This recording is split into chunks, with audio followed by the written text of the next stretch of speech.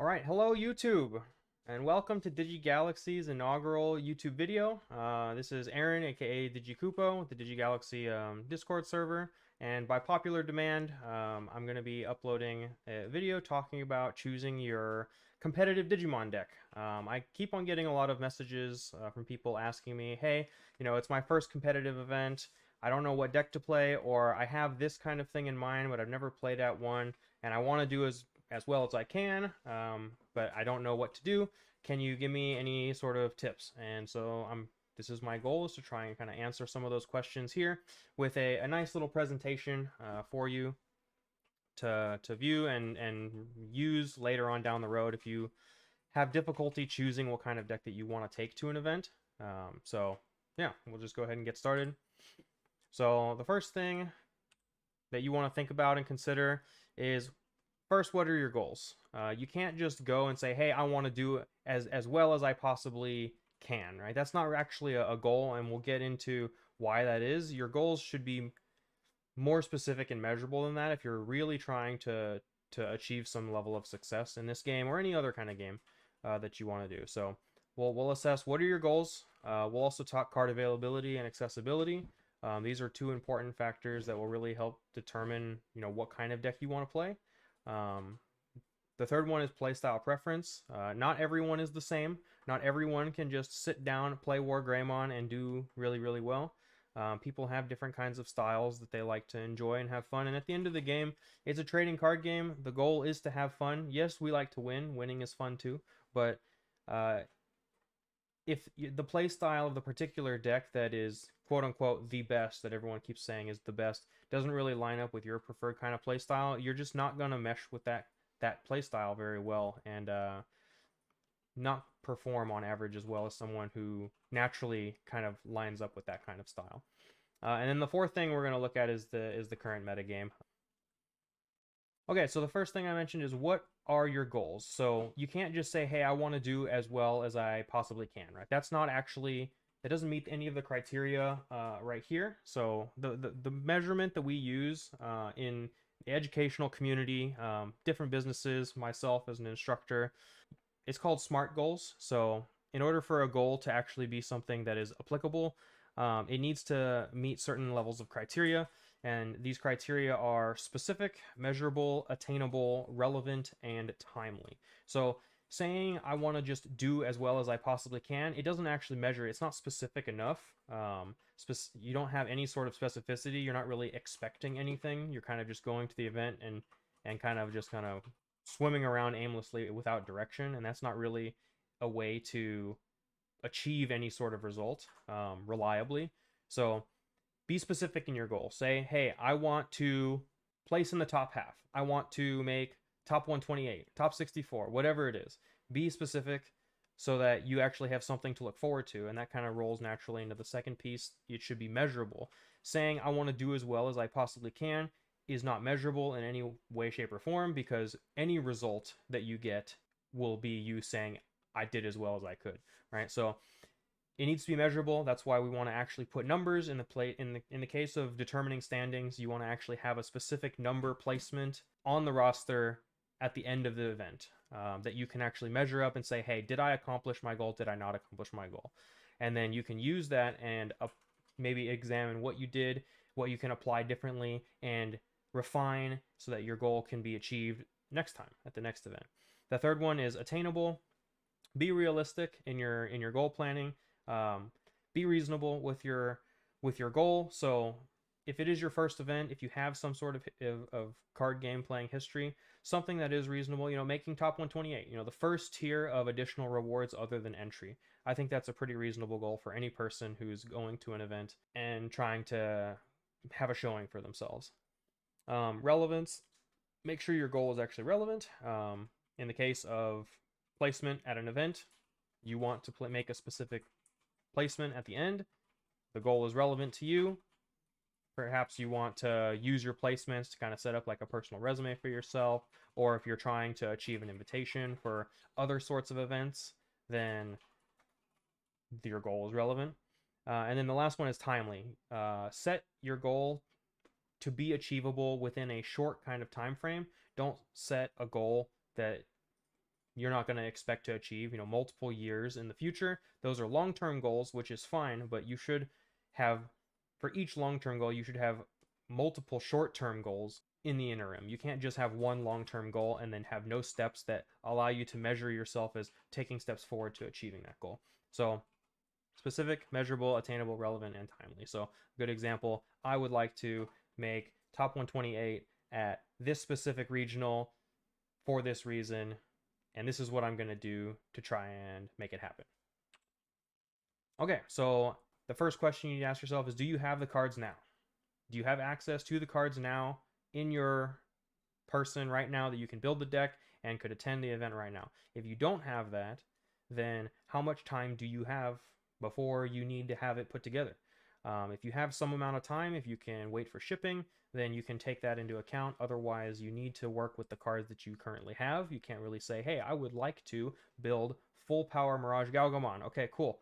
What cards do you have? Not a single one. Okay, well then that's not going to be very realistic if your event is next week, right? You're not going to be able to put that deck together if you don't have the cards. So you need to examine, what do you have? How much time do you have to get the cards and test with the deck? Because I don't recommend going to an event with a deck that you've never played. That is not a recipe for success. The third question is, how much are you willing to invest in any individual deck? Especially if you're newer to the game and you're not really certain of your particular kind of play style. It can be a little daunting to invest, a couple $100 into a deck that you're not even sure if you even like. So that's a question to ask yourself. Your personal price range and budget for singles. That's something to take into account as well. Luckily, the Digimon card game is pretty cheap. It's pretty accessible for a lot of people, and the general power level is not necessarily dictated by the expensive cards. There are plenty of top tier decks in the game currently that you can get for under $50. Hell, even under $30. And then the last one is, this kind of wraps up with accessibility, is promo cards, secret rares. These are the cards that are typically the pinch points on certain kinds of decks. If your deck relies on playing 4 copies of a specific promo card, even online, sometimes these promo cards are not available because they haven't been printed nearly as much as main set kind of cards. So keep that in the back of your mind when it comes to deck selection. If your deck is super reliant on tons of secret rares or promo cards, you're either going to be paying a lot more for those, or you may just simply be in a situation, depending on where you are, not have access to those cards. Okay, so after you've determined accessibility for what you have, then the largest kind of thing that will contribute to your tournament success is your playstyle preference and identifying what you as an individual enjoy playing the most. Because if you don't have fun with it, your entire tournament experience is going to feel like a drag, and you're not going to want to push for the 7, 8, 9 potential rounds that you're going to have to play to do well. And in larger scale events, like for nationals and stuff like that, you're going to have a full day, 8, 9 rounds of Swiss, and then you're going to go to a top cut event with 3 to 4 more rounds of single elimination play. So if you're playing a deck that you absolutely hate, it's not gonna, the odds are not in your favor. So the first thing you need to think of is, does this deck's play style match you as an individual, and are you willing to put the time into it? So you will make a lot less misplays with a deck that you understand as well. So if you're willing to put a lot of time and grind those games out and get the experience with the deck, it's a lot less painful if you actually enjoy playing it. And putting that time in will allow you to, when the time actually comes, make the least amount of misplays with your deck. Another thing to factor in is time restrictions. So you don't have infinite time when you're in a tournament. Each round typically is either 45 or 50 minutes, depending on the tournament organizer's restrictions. So if you enjoy playing control, if you're a control-oriented kind of player, then you have to keep that in the back of your mind a lot more than probably an aggro player. When you go into time, if you can't close the game out, then it ends in a draw. And so your tournament run, while you can go completely undefeated, if you have 2, 3 draws, you can't win. You can't win, and your placement is not going to be as good as players who maybe took 1 loss and didn't draw any. And then the last thing is tournament format. Is it a virtual tournament? Is it a physical tournament? Because Each one of those has a whole separate set of factors that you need to prepare for, and that could be an entire separate video. If you guys want to watch that kind of video, then let me know in the comments, and then I'll happily be able to put together, as someone who has done tournaments for multiple different games, been an administrator for Yu-Gi-Oh! As a tier 2 judge at nationals. I've done and seen a lot of different kinds of tournament events, so let me know if you want to hear about those kinds of things and factors that you should have for attending those kinds of different formats. Yeah, it'd be fun. And then the last thing is fun. It is a card game at the end of the day, so people say winning is fun, but if you're miserable and every time you lose you are upset and angry, then that's not the way you want to be. So ideally, you play a deck that you enjoy playing, that you don't mind losing with, as long as you can identify, you played your best. If you misplayed, you know why you misplayed, and you have something to work off of and correct for the future. So do your research. Go on digimonmeta.com. There's plenty of websites. Go to YouTube, Twitter, Facebook, Discord channels. There's tons of resources out there, especially online, where you can look at tournament results, what decks are winning in the current format, and ask yourself, when you're picking your deck to take to an event, how does my specific deck win against that? Against what are the tops? Or if you're playing one of those tier 1 decks, then how does your deck win against the mirror match? Because you should expect to play it a lot. And how do you deal with the other decks that you're probably going to see? It's a constantly evolving situation. So you just need to ask yourself, how can you win, or have a game plan for how you're going to win against all the different topping decks. And then the last thing you need to do is practice.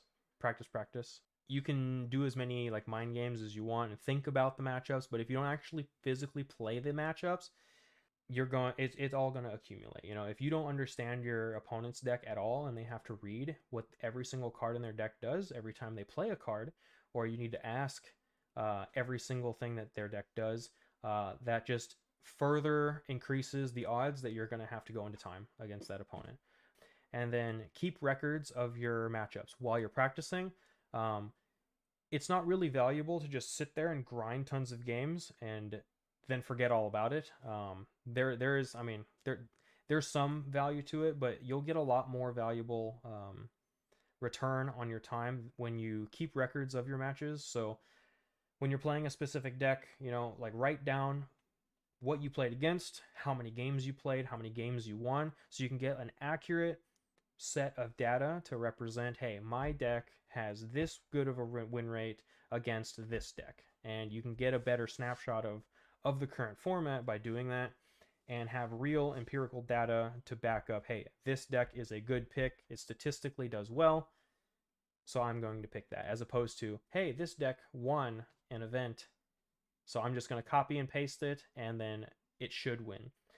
If you don't have a reason to justify why you're playing your deck, then you probably shouldn't be taking that kind of deck. You should be comfortable with it and be able to deal with any situation that your deck is presented against in a tournament.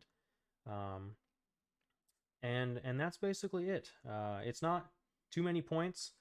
You just need to put the time in and consider, if you want to win, playing one of the top decks. They're the top decks for a reason, and then iterating on your experience as you practice, and you kind of see, hey, this situation doesn't come up very often, but it's possible, and if I make this one kind of change, I can better skew my win rate against something if my opponents tend to play that kind of deck. We can go into deck building specifics and optimization and everything like that in another video. Let me know in the comments if you want me to make that kind of thing. Hopefully you find something like this useful.